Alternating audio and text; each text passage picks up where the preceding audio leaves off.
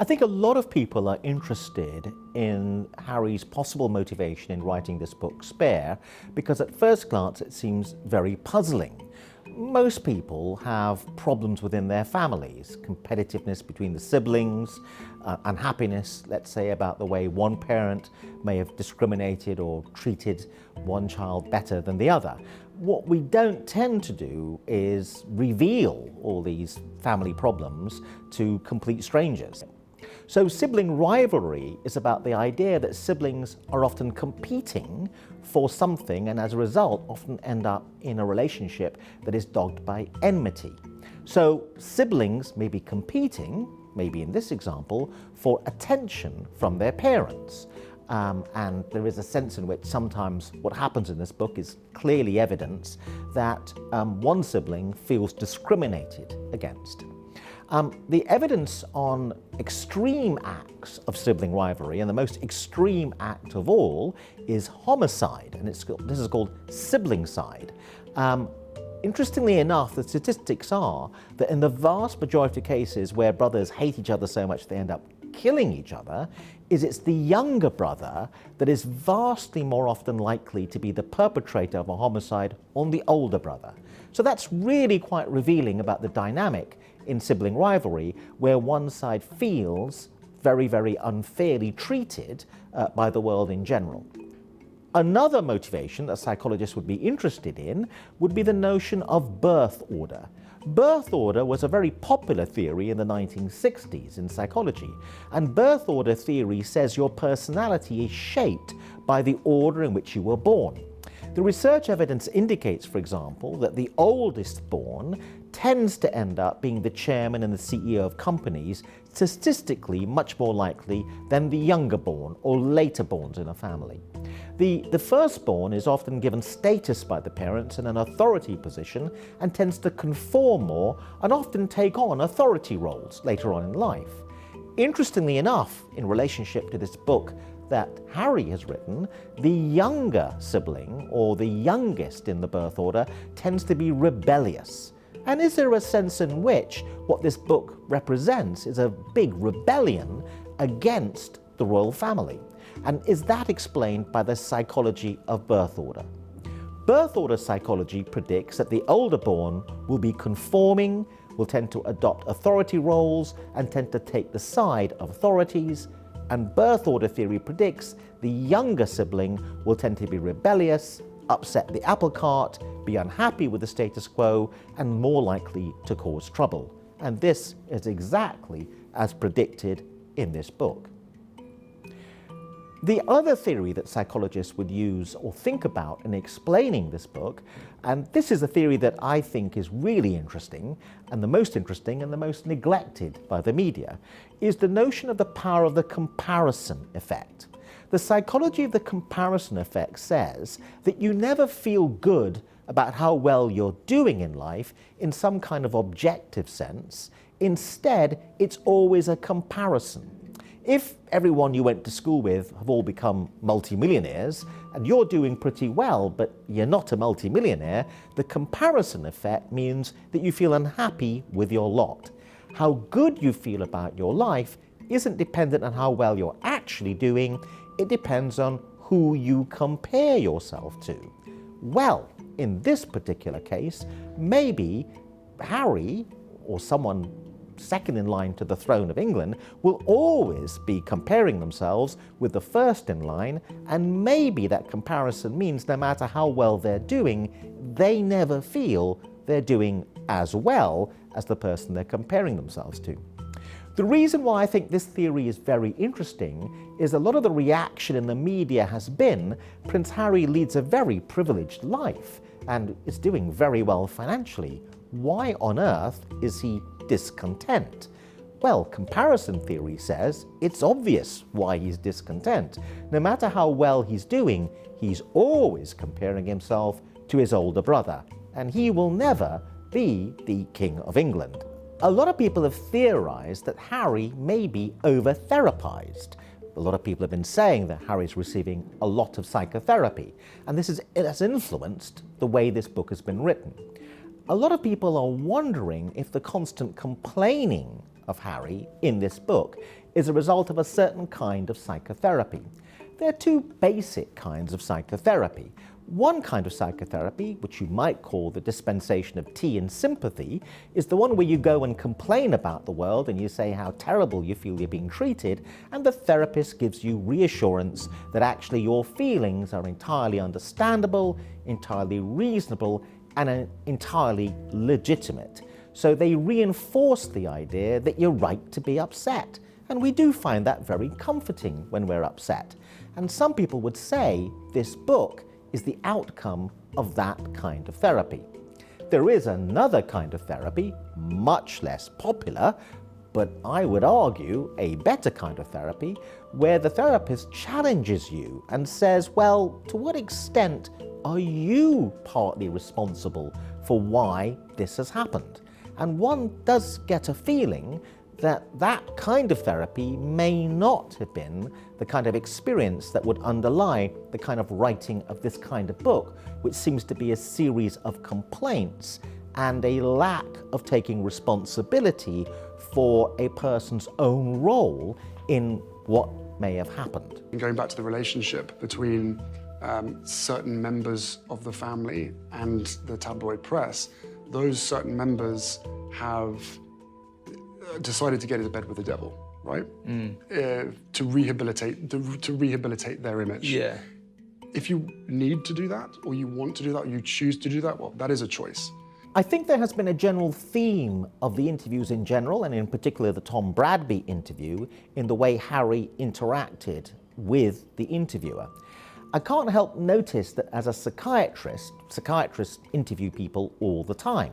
People come into the room, they tell a story, they may tell a story like, my family's been really terrible to me and discriminated against my wife. The way a psychiatrist, which shouldn't be that different from the way a journalist might ask questions about that, is to be slightly more challenging than I have seen from any of the interviews, and in particular, the Bradby interview. So, for example, there's a moment in the interview where Harry says, my wife was stereotyped by other members of my family. And Bradby does say, what do you mean? And what he's saying is, give me an example, give me some evidence for your position. And all that Harry says is the words American actress. Well, I'm not quite sure what that's meant to mean. Yes, he did marry someone who is an American actress, or was an American actress. Just because someone refers to her as an American actress doesn't mean they're necessarily stereotyping her as being a particular kind of person. So over and over again, we see assertions being made by Harry, we see deductions being made by him, but there's a lack of challenge over the evidence. What's the evidence for your position? I want to hear incidents. I want to hear concrete examples, and then a debate over whether the example actually means what Harry thinks it's mean. Many psychologists would say that this reverential interviewing style that Harry has, in my opinion, experienced replicates a problematic relationship that people like Harry may have with the world, which is they're used to reverence. And in my experience as a psychiatrist who's treated many celebrities and famous people and wealthy people, is unfortunately that can contaminate the psychiatric encounter as well. And the psychiatrists can be less challenging because they don't want to lose a celebrity patient. And as a result, they can be reverential. Unfortunately, that doesn't really help the patient. The patient should be treated the same way regardless of who they are. And that means if someone says something like, I think my wife was unfairly stereotyped, you then say, what's the evidence for that? And if they can't produce very good evidence, you then say, maybe you're overreacting. Maybe you're oversensitive. Maybe you've come to a conclusion that isn't warranted by the evidence. I love my father, I love my brother, I love my family. I will always do. Nothing of what I've done in this book or otherwise has ever been any intention to harm them.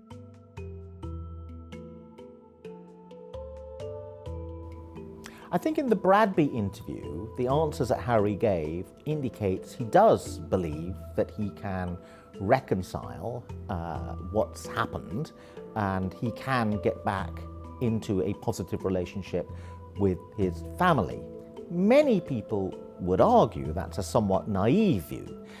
His assessment of what he's done when he says things like he doesn't intend to hurt members of his family, what he's kind of doing, he's arguing, is setting the record straight and putting his side of the case, I think is a bit naive. The reality is we always have to think, no matter what we think we're doing, how is it going to be received by other people? And I think his book has been received, as written about widely in the media, as an attack on the establishment, an attack on the royal family. So I think that Harry does believe he can get back together, but that is based on an idea that he feels he's open to a rapprochement. The true question, which doesn't appear to be answered by Harry in the interviews, is what does he think is going to be the reaction of the people he's trying to get back in with, and how is he going to resolve that reaction? Age. And we do know from the research evidence that losing a parent at a young age, at the age that Harry was, can have a profound psychological effect.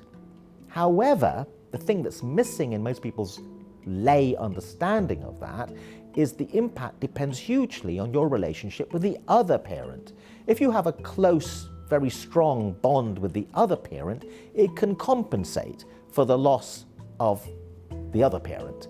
And what may be revealed by this, that the impact of the loss of his mother, Princess Diana, is so enormous and still having repercussions now, despite all the therapy, is actually revealing more about the lack of a positive relationship with the other parent, his father, King Charles. And I think that many in the media are missing that point. In a way, what's being revealed is not just the impact of the loss of Diana, but the lack of a counterpoint, a counter-support that may have occurred in his relationship with his father. The most dangerous lie that they have told is that I somehow boasted about the number of people that I killed in Afghanistan. The interview with Stephen Colbert is very interesting because it raises the question of whether Harry is kind of denying a certain reality, or whether he does have a point. One of the key allegations that is discussed in this interview is the notion that Harry was boasting about the number of people he killed in the Afghan war. The reality is Harry did reveal that, and it's not normally something that most soldiers reveal. This is a key point that, again, I think the reverential interviewing style hasn't challenged Harry enough about. You did a thing. How often do other soldiers do this same thing? And then the other thing is that the fact that one's words have a spin to them, people take a spin, it's a bit naive, many people would argue, if you're a famous person like Harry, not to expect a certain spin to occur. And so there's a lack of understanding that there are implications in mentioning the number of people that died at Harry's hands. One of the deeper psychological questions that psychologists, I think, are more interested in is why did Harry do it in the first place? Now that he appears to be rowing back a little bit from it, one gets the feeling. One argument would be that in revealing the number of people that were killed, Harry is legitimizing the idea that he was a serious soldier. He wasn't just given a job because he was a member of the royal family. But deep down then, psychologists would wonder about this constant unconscious need to justify your existence.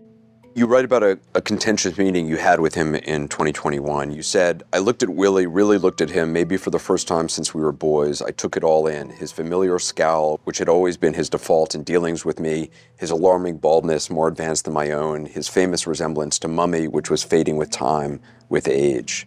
It's pretty cutting. I don't see it as cutting at all. My brother and I love each other. I love him deeply.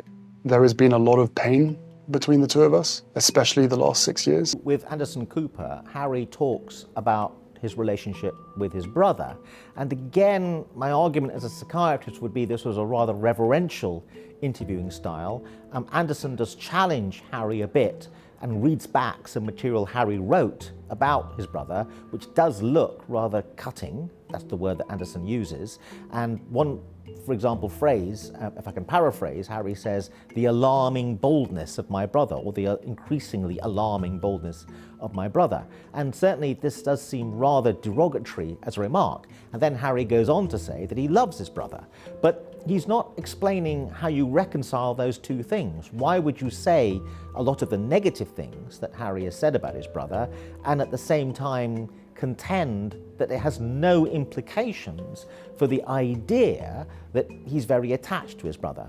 The other thing that many people would argue is a bit of a Freudian slip, some people would argue, is the bit in the interview where he says afterwards that one of the reasons he was trying to write this was he was trying to dispel the idea that it was his wife that caused the rift between the two brothers.